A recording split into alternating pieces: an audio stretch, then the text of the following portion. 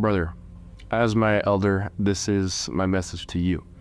This was inspired by a man in my life who I met with last week, I believe.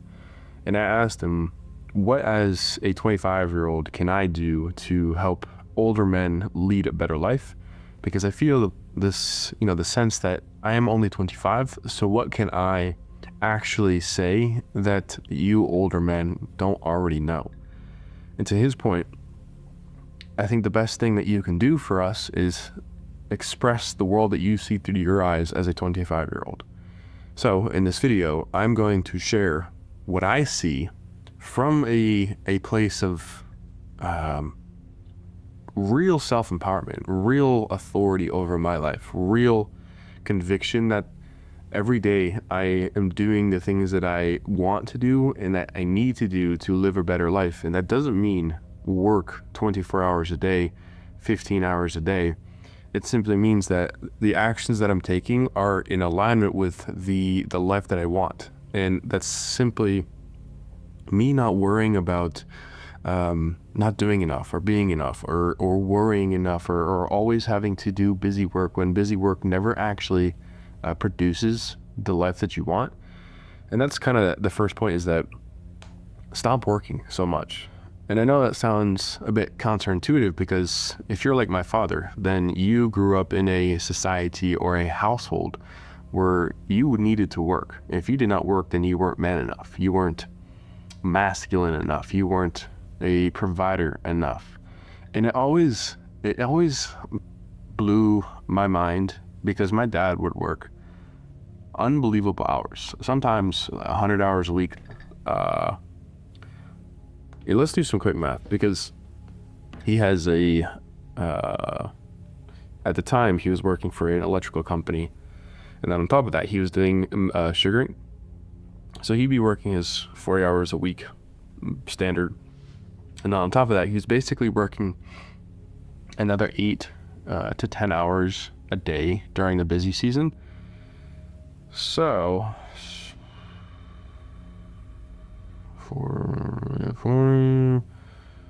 he was working about like 110 hours based off of the hours that he had told me that he was working. So I never saw him a lot of the times in the winter, and all of it was for this pursuit of more money, and it was also a pursuit of his passion, which was the best part about the whole situation, is that he was doing it because he was passionate about maple syrup, because he grew up when he was a boy and a young man. That's what he did with his father and his grandfather. And they made maple syrup, and he lived in Massachusetts, where I was born. He wanted to come back to pursue this, and he did. But the notion that you need to work more is an utter lie, because I know you yourself ask yourself this: what am I doing all this work for if I'm barely making ends meet? Or there's two sides of this. In the case of the guy that I talked to, is you're working all of these hours and you're making an exorbitant amount of money, but what am I actually doing? Like, I'm not really fulfilled in my life. Like, I lived this idea that was crafted for me. It's not actually my inherent desire. So you think by making millions of dollars that you're going to be fulfilled, but you found out, you're either on one side or the other, that you found out this is not how I want to live my life. I'm living a life that's supposed to be the American dream, or I'm living a life that I have to work all these hours to be a better husband, to be a better provider, to be a man. But on both sides, there is this intrinsic deprivation, or this feeling of suffering, or suffocation might be a better word, that nothing I am doing is producing fulfillment. So from what I see, and again, I'm only 25, I don't have all the answers. That is not what I'm here to try to emit to you. I hate and I cannot stand people who come with this egotistical authority that they know everything. I don't know everything. But I feel as if, there are examples of people in my direct life or indirect life who have created a life that is far more enjoyable, far more sustainable, far more fulfilling. And I try to replicate that. I have been fortunate enough to work less than 40 hours a week for the past 2 years now while making 6 figures. And my life has it's been so much more enjoyable because I'm not drowning. No, I'm not making as much money as I'd like to be, but I'm also living my life on my own terms. And that's far more rewarding. And I get it. I don't have kids. I don't have responsibilities. So I understand situations are different. But my point is that I decide how much I'm going to work. I decide what kind of work I'm going to do. I decide how I'm going to fulfill my days. And that in of itself has produced a better life than all of the years combined before I got to where I'm at now. So depending on your situation, if you do have kids or if you have all these financial responsibilities, it doesn't change anything. Please understand that whatever you want to do is what the world needs. It could be you in woodworking. It could be you having your own food truck. It could be, creating a clothing brand. It could be, I don't know what it is for you, but this intrinsic fear that you possess that drives you to work 80 hours a week that doesn't produce anything, that is an illusion. That is a fabrication given to you from when you were a child through society and how, around you, your peers say that you need to work and you need to do this, and you start to identify with it. At the end of the day, and this is going to be the same theme throughout this entire video, is that the only thing that remains true is what your subconscious mind accepts as truth. And your duty as a man is to create your own destiny. And if you have this desire to, start a business or to be part of a company who's doing things that you want to do, then you need to place yourself there. And you do this by breaking down this belief that you need to work exponential hours, or you need to work all the time. We're saying the same thing, but just this idea of grit, it's just not true. It's really, really, really not true, because if other people, all you need is one example of someone working less than you, making more than you, to prove to your subconscious mind that that's a lie, that I need to work all the time. So I encourage you, whatever it is that you are seeking to do, go and do it. Because from a 25-year-old perspective, I want to surround myself with men who are pursuing their passion. And that doesn't mean to not work 80 hours a week, but it means to I guess choose your time wisely. If you're going to work 80 hours a week, you best love what you're doing. And that doesn't mean I'm happy all the time in the times that I have to work a lot, but I am damn fulfilled. So I want you to trust yourself, man. Push yourself. Own the fact that you have this desire to live in a reality in where you're owning your own business, or you're working for a Fortune 500 company, or not even that big. You don't have to go grand, but you're doing what you want to do. And the irony of this is, when you start to do things that make you feel good and you trust that this is meant for you, life becomes exponentially easier for you. I don't have all of these medals and these attributes that I can show you to prove all of this to be true, but you just look out in the world and look at anyone that you look up to, or any athlete or professional chef, or there's so many examples of finding the evidence that this stuff is true, or the idea of manifestation is true. If they can do it, why can't you? So stop working so much and find what you want to do and do it.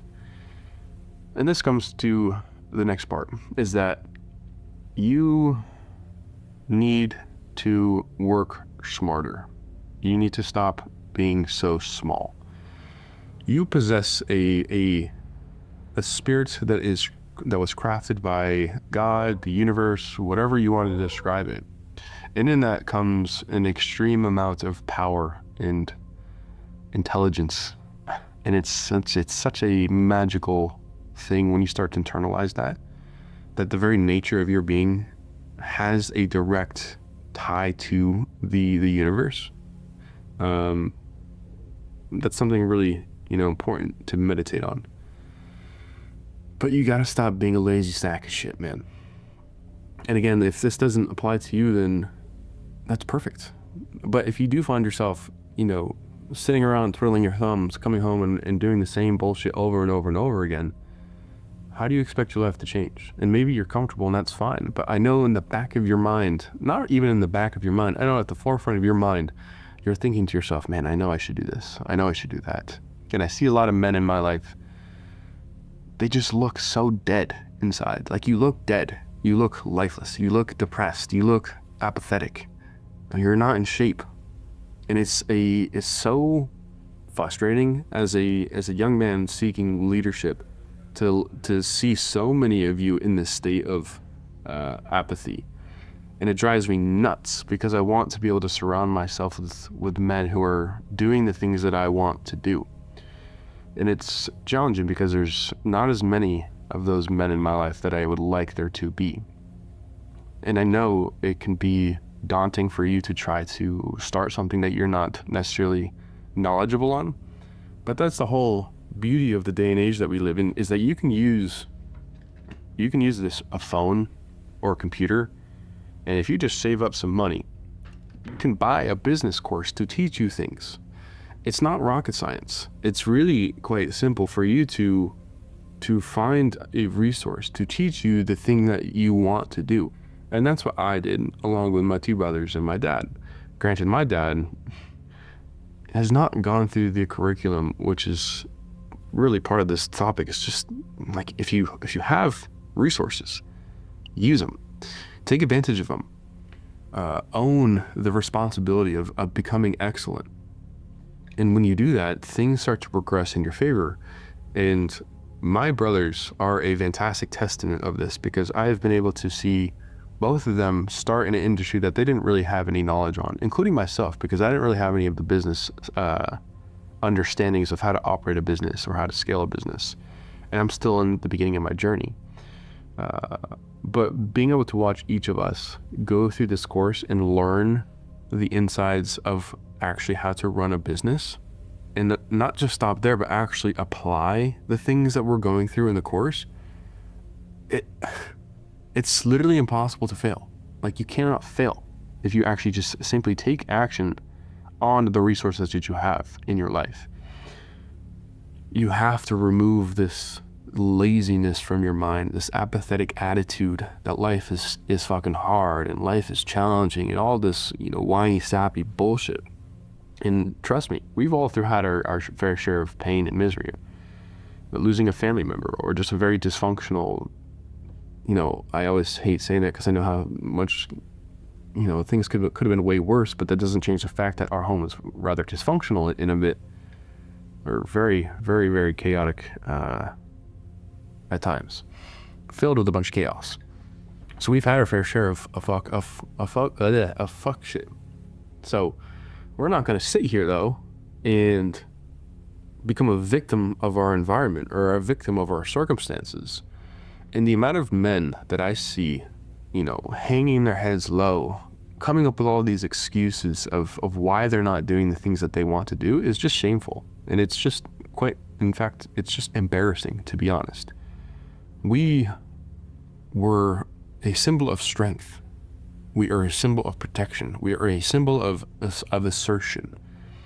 And if we're not holding our masculine frame, if you're not holding your masculine frame, then you just look like it's embarrassing. And I hope that you are a man who can take this wisdom to heart and not get all sensitive and sappy about the things that I'm saying, because I, for one, love being called out.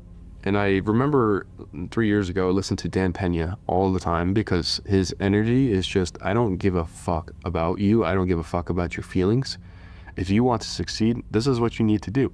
I don't give a shit what's going on in your life. And I needed that when I was 22.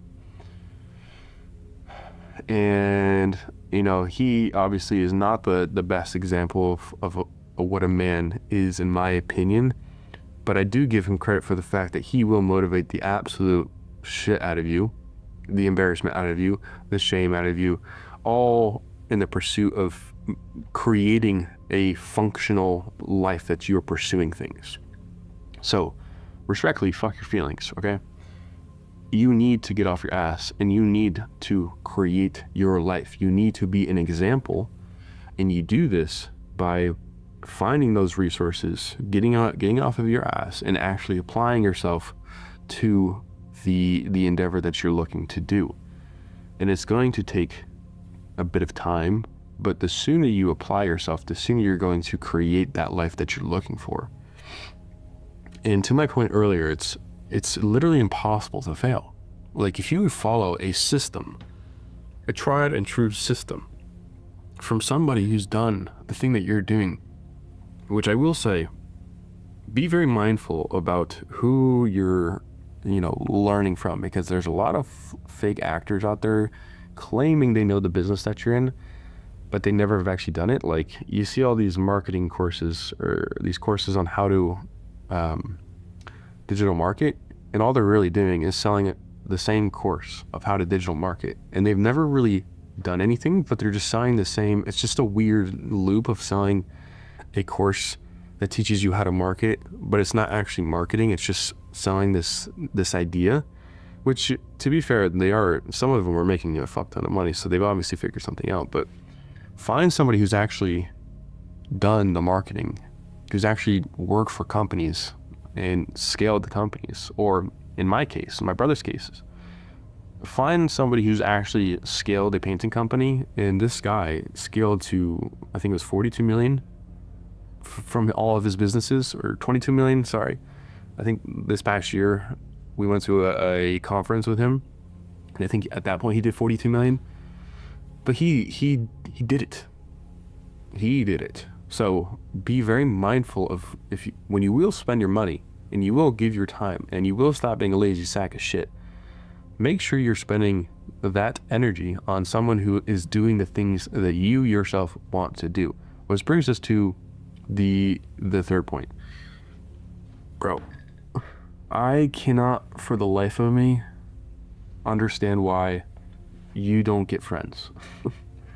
Like, why are you a loner?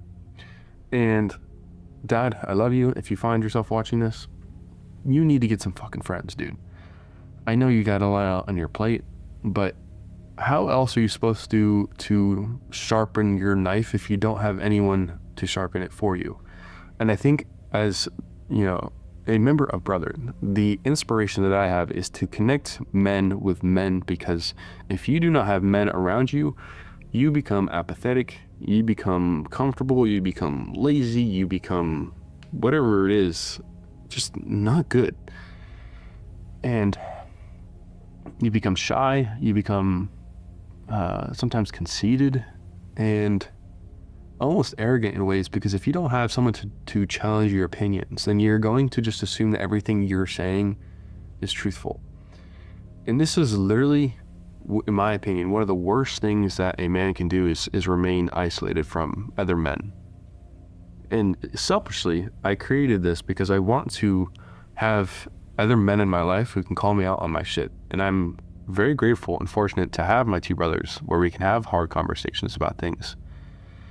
But for someone such as yourself, or another man my age who doesn't have that ability to connect with other men, it's very, very, very challenging. And when you become isolated, things become very imbalanced. So as I was saying, I selfishly created this because I also I just want more men in my life. And I don't live in a very populated area. And I know the internet is not the best means of connecting with people. And that's why throughout the journey of joining Brother, there will be in-person events for you to connect with the men that you'll be meeting in the community. And we might not have that in-person event every single day, but at the very least, you'll be able to connect with other men you'll be able to get on Zoom calls with. And that in of itself, though, is enough to, you're still connecting with another human being who's a man. And in that, you'll be able to share ideas and have your ideas refined. Because I think one of the most appealing things about Brotherhood to me is speaking speaking on matters of truth, not opinions or bias. I am so personally unattracted to myself at times because I've caught myself speaking on matters that are not true in regards to physics or metaphysics or just science in general or esoteric ideas. Like, I cannot stand when I'm saying something that's not true. It's disgusting. So I want to be around people who are going to correct my, what is the word? Incorrectness. And I want to be sharpened because my aspiration is to leave a dent in this universe. I don't know necessarily what that looks like. It has everything to do with human development, consciousness, really, of being able to uplift humanity into a better state. What's up, buddy? Which kind of, well, brings us to... Alright, I'm going with anything else. You made me forget my train of thought, mister. Come here. Come.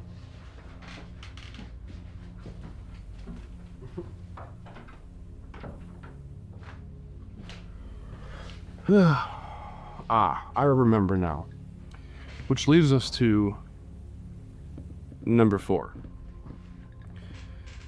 We'll speak on truth. Be truthful. Don't get in this headspace of cognitive dissonance or confirmation bias, because it's not helpful. It's really, if you have ideas that like, how can I describe it? Like, let's say if you're in the headspace of thinking that the world is a violent place and only a violent place. Like, this is true to an extent, and it's all dependent on your ability to conceive a truth, or I should say a partial truth. Because if you, again, look outside of you, look outside of your little bubble or your echo chamber, you're going to find examples of this world being a world of beauty, of kindness. It's a very dangerous slope to go down. If you then go out and tell, let's say your kids, you get your kids all wrapped up in this energy of fear and that the world's a violent place, they're going to unfortunately find themselves in the same headspace, which is going to bring them to the same experiences that you may have lived yourself. And that is an unfortunate truth that many people, in my opinion, don't take the time to think on, because there's evidence to find anything that you believe to be truthful. And if you think that the world is this evil, dark, satanic place, yes, there's truth to that, but there's also truth for this world being a beautiful, loving, kind, safe place for people. And I unfortunately, the men that I grew up with, partially because there's Christian faith, there's so much fear involved with it, because the idea of Jesus and Satan is the serpent who's trying to deceive you. You'll always have to be watchful. And when you're a child hearing stories like this, you're going to take it as truth. So growing up, there was always this notion of, the devil's out to get me. And I developed this unfortunate and overwhelming sense of anxiety that I couldn't sleep for 5 years. I couldn't really do. Socially, I was almost incapacitated because I was always fixated on things going south. There's always something to be fearful about. And in hindsight, looking at the way my parents have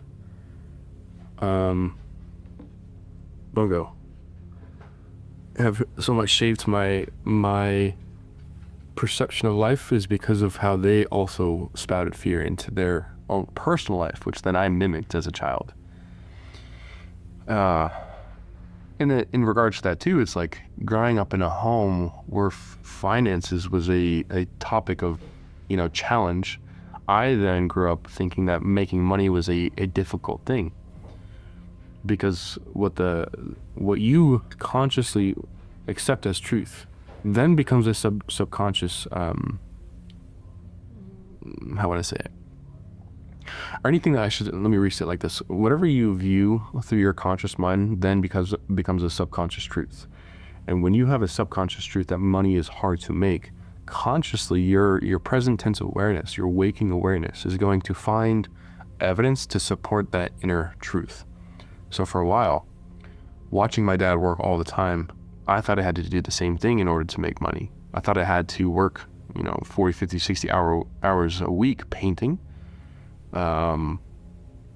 which obviously never works because I never made the money that I wanted to make. But because I heard my parents talk about it like this, I took that as a truthful statement. And then eventually, as I started to ask questions and to seek different realities, I realized that that was a truth, but it's not the truth. The truth is what you subconsciously accept as truth. That is like the only quote unquote truth, really. Another thing is, like, being in shape is hard or boring or time consuming. Like, it literally takes 45 minutes a day for you to get a good workout in, or it takes 45 minutes to make a good healthy meal. Like, it's not as hard as you think it is. And I see a lot of men spouting out all of these negative statements that create this overwhelming sense of almost depression. Like, there's this looming shadow of darkness over so many men. And as a younger man, I don't want to be around that because I already grew up with that. So why would I want to surround myself more of that energy in my present reality? I don't. I know all of my friends, my brothers, my personal friends, they don't want that either. And this is sometimes a conversation that we have that we don't want. Like, we'd rather stay small and connected because we know that we're not going to be spewing these nonsensical statements of quote unquote truth. And we'd rather be motivated to create truths of abundance or prosperity or business success or anything to do with really improving our well-being. And that is so much more entertaining and more fun and more enjoyable and more life-giving than having these truths of loss and apathy and negativity and just a bunch of bullshit, quite frankly. So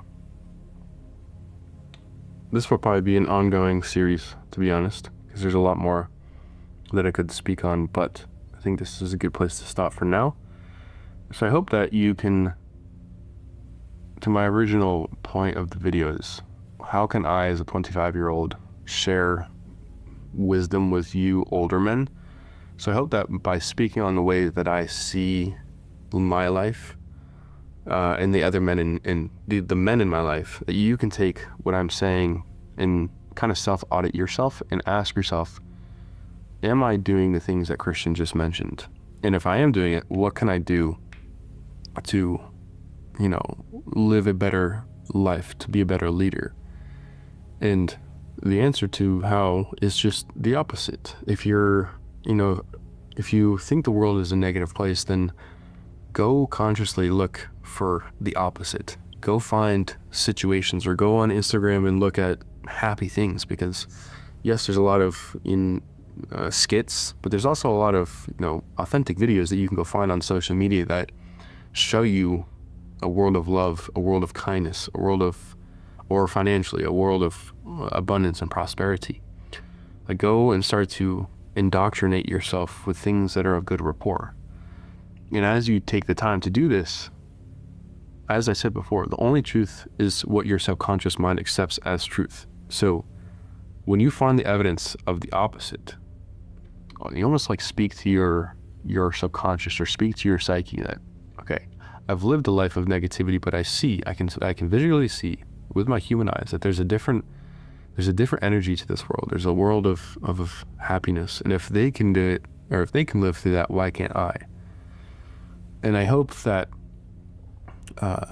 through these topics, you can start to be a better leader for us younger men, because we are searching for leaders. We are yearning for leadership in general. And I think there used to be, not I think, there's a, what is the book? King, Warrior, Magician, Lover. I forget who is the author. Robert Moore and Douglas Gillette. But I highly recommend that you read this book, because one of the main parts in the beginning of the book is talking about how there are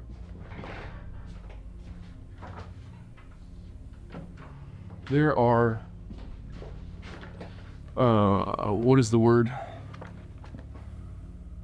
like ceremonies almost of going from a boy to a man, and how that used to be a very, like, that was the way boys became men. We don't have that anymore. We don't have like this rite of passage where boys have to do certain things to go through challenges to become men. And that's rather unfortunate, because it's left us young men having to kind of create our own ceremonies of becoming men ourselves, which obviously that's a huge emphasis of it, because we are self-individualized beings, and that's our own duty, is to become our own men. But there also is something to be said about having the elders lead you into manhood.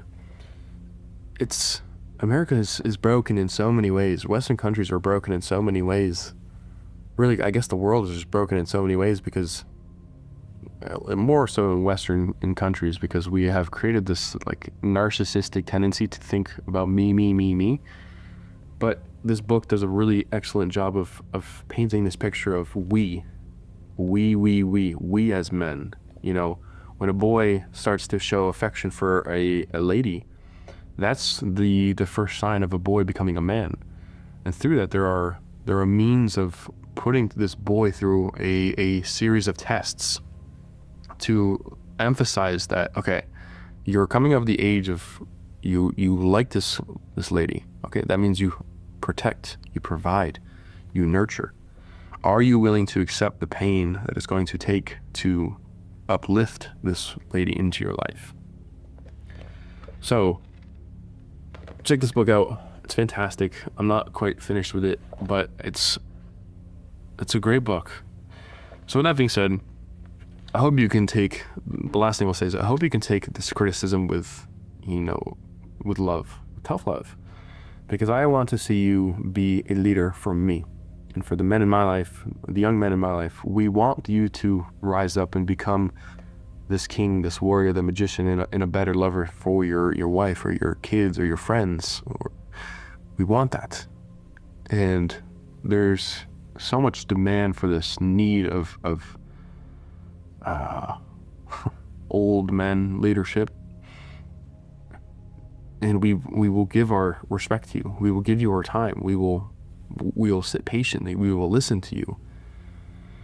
But you also have to take the time to develop yourself to earn that respect from us. Because if you do not, then we'll find other people. But I want it to be you. I want you to be that man that I can come to. So I'll catch you in the next episode of this series.